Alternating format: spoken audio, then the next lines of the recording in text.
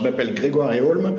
Aujourd'hui, je travaille à l'ADI, l'Association pour le droit à l'initiative économique, et je suis le directeur régional pour les régions Île-de-France et Centre-Val de Loire. Je suis aussi le responsable d'un dispositif d'intrapreneuriat dans la structure.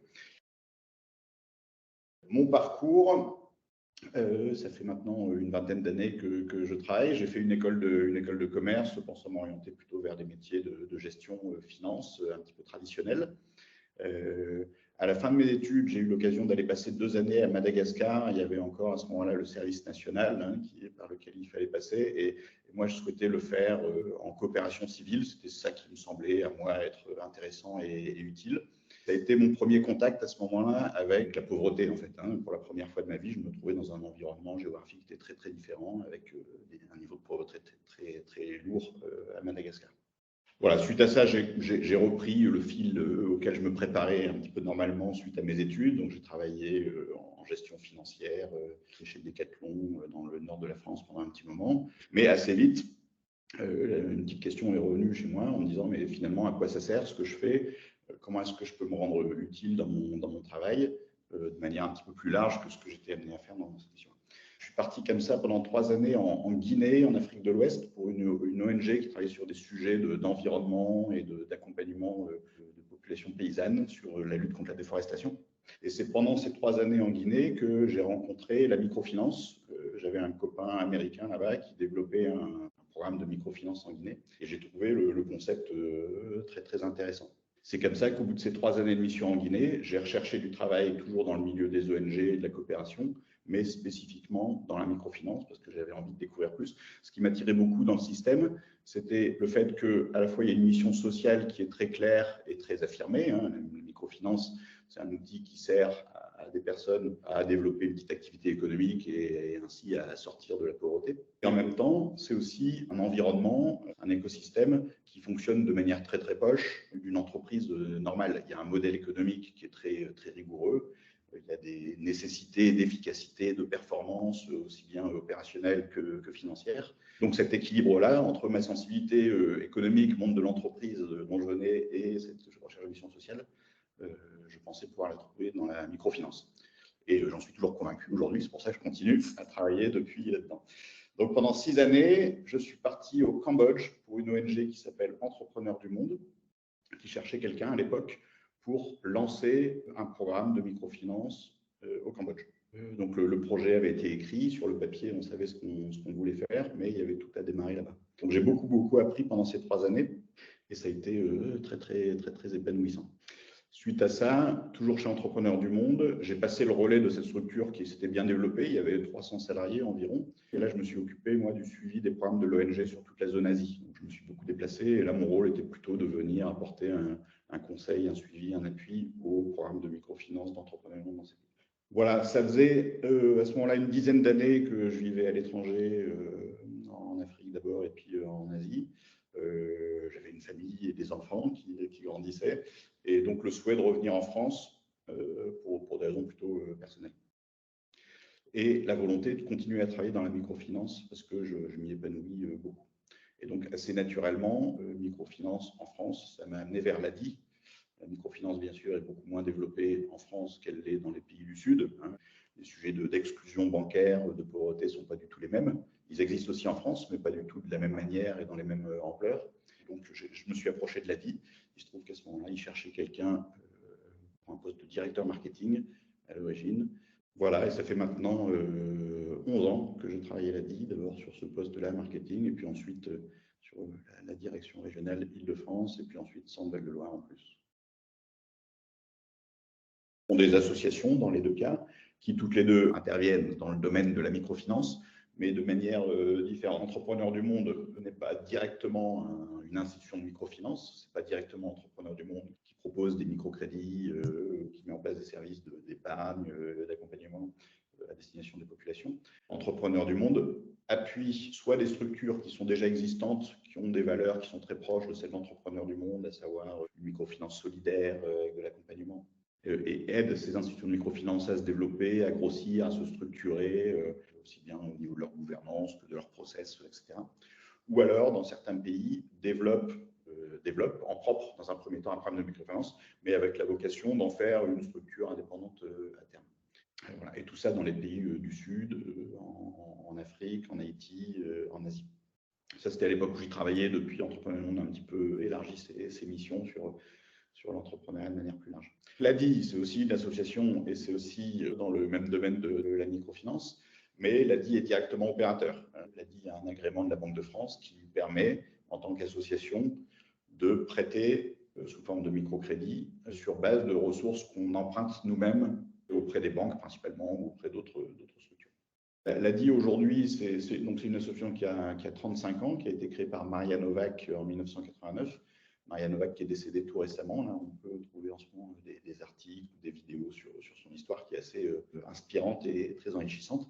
Et donc Maria Novak qui travaillait notamment à l'AFD et qui connaissait bien l'outil microfinance, qui connaissait Mohamed Younous et qui avait été voir ses expériences au Bangladesh, etc., s'est dit, mais en France aussi, il y a des gens qui ont des projets d'entreprise et qui peuvent pas obtenir qui n'ont pas de financement eux-mêmes, d'apport personnel à faire dans leur projet, et qui ne peuvent pas obtenir le financement auprès des banques parce qu'ils n'ont pas les garanties nécessaires, parce que le projet n'est pas suffisamment convaincant pour les banques, etc. Et puis simplement parce que ce n'est pas rentable aussi comme activité pour les banques.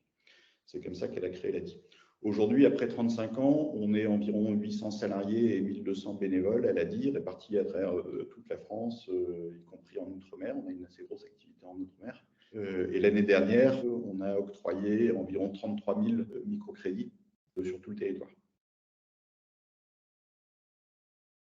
Bon, alors d'abord, la microfinance, c'est un concept un petit peu plus large que le microcrédit. Le microcrédit, c'est un outil dans la palette de la microfinance. Dans la microfinance, on peut avoir aussi de la micro-épargne, de l'épargne, on peut avoir aussi des services d'assurance, voilà, toutes sortes de services financiers. Donc, microfinance, concept large, microcrédit, c'est un outil, c'est l'outil de prêt de la microfinance. Le microcrédit, il n'a pas de définition universelle en soi. Au niveau européen, l'Union européenne a défini un cadre qui explique ce que c'est le microcrédit. Si je ne dis pas de bêtises, c'est des prêts qui sont considérés pouvant aller jusqu'à 25 000 euros. En France, le cadre est un petit peu plus restrictif par rapport à ça. L'agrément bancaire qu'on a et les microcrédits tels que définis avec la Banque de France ici nous permettent de prêter jusqu'à hauteur de 12 000 euros à l'ADI. Vous voyez, on n'a pas tout à fait le même périmètre européen et France. Au Cambodge, à l'époque où je travaillais là-bas, certaines institutions de microfinance qui avaient une orientation plus business que sociale, contrairement à Entrepreneur du Monde, pouvaient proposer des prêts qui allaient jusqu'à 100 000, peut-être même plus dollars. Donc, bon, c'est un peu conceptuel. En tout cas, le principe commun de microcrédit, c'est un outil qui sert à financer des gens qui n'ont pas accès aux prêts bancaires. À l'ADI, concrètement, je vous l'ai dit, c'est des prêts qui peuvent aller jusqu'à 12 000 euros sur une durée de remboursement maximale de 6 mois. Il y a des taux d'intérêt qui sont appliqués sur les microcrédits. Ça fait partie vraiment du modèle économique de la microfinance, des instruments de microfinance de manière générale. Les coûts doivent être couverts, bien sûr, les charges opérationnelles doivent être couvertes. Dans la microfinance des pays du Sud, il n'y a pas de système de subvention publique, etc., qui permettent de subventionner le travail de ces institutions. Donc, c'est vraiment l'activité de financement qui doit générer suffisamment de revenus à travers ces intérêts pour couvrir ces charges. En France, c'est un petit peu différent. On a quand même un système qui est assez protecteur. L'action de l'ADI, elle s'inscrit aussi dans des politiques d'emploi, dans des politiques de promotion de l'entrepreneuriat. Donc, notre modèle économique repose à la fois sur une partie des coûts couverts par les taux d'intérêt appliqués à nos prêts. Ça couvre 30% environ de nos charges. Et puis, des subventions publiques, privées, etc. Et autre chose, ce qui est très important, j'ai déjà un petit peu évoqué tout à l'heure, mais je le redis, à l'ADI, et c'était le cas aussi chez Entrepreneurs du Monde, on pense que c'est absolument primordial que ces outils de financement soient accompagnés d'outils d'accompagnement. C'est important de donner accès au capital aux personnes qui veulent créer leur entreprise et se développer, elles en ont besoin, mais c'est aussi très important de pouvoir les accompagner sous différentes formes pour leur donner les meilleures chances de démarrer dans des bonnes conditions, d'éviter les erreurs, de se développer le mieux possible. Ça, c'est une vision qui est propre à l'ADI et à Entrepreneurs du Monde, mais finalement qu'on retrouve de manière assez minoritaire dans les institutions de microfinance dans les pays du Sud, qui en général mettent très fort en avant leurs services financiers et ne proposent pas de services d'accompagnement en parallèle. Alors, sur le mode de fonctionnement de l'ADI, quand les personnes font appel à nos services, bon, on essaye d'évaluer précisément où ils en sont de la préparation de leur projet, de la maturité du projet et quels sont leurs besoins en termes de financement. Si quelqu'un vient nous voir en nous disant « bon, j'ai vaguement l'idée de créer une activité de vente sur Internet, mais je ne sais pas tellement plus précisément que ça encore », on ne va pas être en capacité, nous, d'intervenir et on va l'envoyer vers d'autres structures qui existent, qui vont l'aider à faire vraiment le montage du projet, un petit business plan, etc. De la même manière, si quelqu'un nous dit j'ai besoin de 200 000 euros pour démarrer mon entreprise, on va dire désolé, mais ce n'est pas nous qui allons pouvoir vous accompagner là-dessus et on va l'orienter vers. Donc, premier petit travail de diagnostic. Ensuite, le porteur de projet, l'entrepreneur en devenir, rencontre un conseiller qui va, lors d'un entretien, vraiment rentrer dans le détail de l'analyse du projet. Est-ce qu'on pense que ça tient la route? Est-ce que c'est bien monté? Est-ce qu'on pense que la personne va être en capacité de le mener, ce projet? Et puis, est-ce que la situation financière de la personne permet la mise en place d'un microcrédit? Ça, c'est très, très important, évidemment. Si la personne a une gestion personnelle de son budget désastreuse, est déjà surendettée, mettre en place un microcrédit, ça ne va pas nécessairement l'aider à pouvoir s'en sortir mieux. Donc voilà, on fait très attention à ces trois aspects-là. Ça peut aller très très vite. Quelqu'un qui a des idées claires en tête, en 5 jours, entre le premier rendez-vous et la mise en place du financement, ça peut se faire. Mais parfois, c'est plus long parce qu'il y a des nombreux allers-retours nécessaires. Voilà, donc ça, c'est notre manière de fonctionner à l'ADI et c'est comme ça qu'on procède. Et donc, pour ça, on passe beaucoup de temps aussi à aller dans les quartiers, à la rencontre des gens pour sensibiliser sur l'entrepreneuriat, pour expliquer ce qu'on fait et montrer qu'il y a des solutions qui existent et qui permettent à tous ceux qui le veulent de se lancer en étant soutenus et en pouvant réussir tout à fait leur projet. Voilà. Moi, à titre plus personnel, mon boulot aujourd'hui, c'est à la fois un travail de représentation. Je représente l'ADI au niveau des régions dont je m'occupe. Et donc, ça veut dire que je vais rencontrer les décideurs, j'essaye de développer la notoriété de l'ADI, d'avoir de la présence dans les médias ou des choses comme ça. L'objectif derrière ça, c'est de faire savoir au plus grand nombre que l'entrepreneuriat est possible pour tous, même si on n'a pas de diplôme, même si on n'a pas de richesse personnelle. Il existe des solutions comme celle de l'ADI qui permettent de démarrer. Donc ça, c'est une partie de mon boulot. Bon, il y a une partie évidemment management d'équipe sur les régions Île-de-France et Centre. On est une centaine de salariés et 250 bénévoles environ. Et puis une partie de recherche de financement, parce qu'il y a deux choses dont on a besoin pour fonctionner à l'ADI. C'est à la fois d'avoir des financements pour notre activité de prêt, de microcrédit. Et donc ça, c'est du travail avec les banques régionales pour leur présenter chaque année quels vont être nos besoins et faire une demande de financement auprès des banques. Et puis, il y a l'argent dont on a besoin, je l'ai expliqué tout à l'heure, pour fonctionner, pour payer nos salaires, nos bureaux, etc. Une partie est couverte par nos revenus d'intérêt, mais on a environ 2/3 qu'on doit réussir à financer grâce à des subventions publiques et privées. Donc, une grosse partie de mon travail, c'est aussi ça, d'aller chercher de l'argent pour rendre tout ça possible. Je pense qu'un point commun dans la microfinance, là, de manière assez large, que ce soit en France, en Europe, aux pays du Sud, etc., c'est le volume, pouvoir aider beaucoup de monde. Donc ça, c'est un indicateur qu'on suivait de manière très proche au Cambodge chez Entrepreneurs du Monde, ici à l'ADI, c'est concrètement combien de personnes ont pu obtenir un microcrédit grâce à notre travail. C'est un élément d'impact. Un autre élément d'impact qui est important, c'est le suivi du bon remboursement de ces prêts. Évidemment, si on faisait plein de microcrédits, mais que personne ne nous remboursait, le travail ne serait pas très efficace, ni en termes de qualité de support apporté aux entrepreneurs, ni en termes de pérennité de nos modèles. Voilà, donc combien de personnes on finance, combien de personnes on accompagne, voilà, des volumes, des niveaux de remboursement sur les prêts qui sont octroyés et qui sont très bons. Et puis aussi, on essaye de voir ce que deviennent les gens.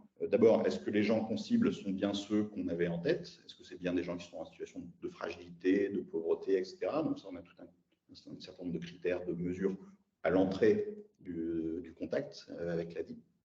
Combien sont allocataires des minima sociaux, combien sont au chômage, etc. Et puis, on essaye de voir aussi ce que ça donne. Ces entreprises qui se sont créées avec notre soutien, au bout de 2 ans, au bout de 3 ans, combien sont encore en activité, quel est le taux de pérennité, quels sont les niveaux de revenus que les personnes peuvent se dégager, etc. Donc, on réalise pour ça des études d'impact régulièrement pour mesurer aussi ces évolutions. Voilà. Alors ça peut prendre différentes formes. On a une manière de faire à l'ADI, Entrepreneurs du Monde avait une autre manière de faire un petit peu différente, mais en tout cas, il y a toujours cette notion de mesurer combien de personnes on aide et qu'est-ce que ces personnes deviennent, est-ce que leur situation progresse. Et ce qui est certain, c'est que le microcrédit, c'est pas une solution miracle. C'est pas grâce au microcrédit que tout le monde va réussir à s'en sortir et à créer une entreprise qui va se développer, prospérer, etc. Il y a des échecs. Ça, c'est une des premières limites. C'est que malgré tout ça, ça ne marche pas toujours. Ça marche bien globalement. Les taux de pérennité des entreprises qu'on mesure, elle a dit, sont de 81% à 3 ans. Les taux d'impayés, en tout cas, sont de 2,5% environ. Ça marche bien, mais il y a des cas d'échec quand même, ça faut le reconnaître. Une autre limite, mais là c'est un peu plus macro, c'est sur les travers que peuvent prendre la microfinance dans l'équilibre entre mission sociale et mission purement business. Il y a eu un gros élan de mode autour de la microfinance dans les années 2000, avec notamment en 2005, un prix Nobel de la paix à Mohamed Younous pour ce qu'il a fait sur Agrimin Bank au Bangladesh, etc. Super, très bien, ça a donné un gros coup de projecteur. Ça a attiré énormément de financements, de bailleurs internationaux, publics mais aussi privés, très concentrés sur certaines zones géographiques, en Amérique du Sud, en Inde, au Cambodge aussi, et avec dans certains cas des cas de surchauffe, avec des institutions de microfinance qui avaient obtenu ou fait rentrer dans les sociétés des actionnaires qui avaient mis beaucoup au pot, mais en espérant aussi un retour de rentabilité sur investissement. Et avec des pratiques qui ont dévié, avec dans certains cas des microcrédits distribués à tour de bras, avec des pratiques de recouvrement derrière très agressives et très dures. Et vous l'avez peut-être entendu parler, mais il y a eu des situations comme ça en Inde, notamment de suicides de personnes qui étaient trop endettées et qui avaient une pression insupportable sur les épaules pour malgré tout rembourser leur microcrédit. Donc ça, c'est une des limites importantes. Et je crois qu'il ne faut jamais perdre de vue la mission sociale qui est recherchée à l'origine dans la microfinance et à travers le microcrédit. Si ça devient juste un business, c'est plus tout à fait la même pertinence. Moi, je pense qu'aujourd'hui, je parlais tout à l'heure des chiffres qu'on avait l'année dernière, environ 33 000 personnes financées. Je pense que c'est encore une goutte d'eau par rapport aux besoins qu'il y a. D'une part, l'entrepreneuriat a quand même le vent en poupe et chaque année, on bat de nouveaux records de nombre d'entreprises qui se créent en France, etc. L'année dernière, c'est 1 million d'entreprises qui se sont créées, environ un petit peu moins de 2/3 qui sont des micro-entreprises. Alors tous ne sont pas exclus du système bancaire, tous n'ont pas besoin d'un microcrédit de la vie. Mais en tout cas, 33 000 ramenés aux 600 000 micro-entreprises qui sont créées, c'est quand même pas grand-chose. Et on le voit bien aujourd'hui, quand on réussit à trouver les moyens financiers pour ouvrir une nouvelle agence de proximité dans un quartier, recruter 2 conseillers supplémentaires pour faire le travail de développement, assez vite, ça fonctionne et puis on réussit à aider plus de monde comme ça. Donc, je pense qu'on en a encore beaucoup sous le pied. Je pense qu'à la fois, cette tendance un peu macro d'engouement pour l'entrepreneuriat et le contexte économique un petit peu difficile dans lequel on est font qu'on pourrait aider beaucoup plus de monde que ce qu'on fait aujourd'hui. Et je suis très confiant sur le fait que d'année en année, on va continuer à progresser et à servir plus de personnes. Ce que je peux dire sur le sujet, c'est que, à titre personnel, ça fait entre 15 et 20 ans maintenant que je travaille dans la microfinance et j'y prends plaisir tous les jours. Au quotidien, je m'éclate.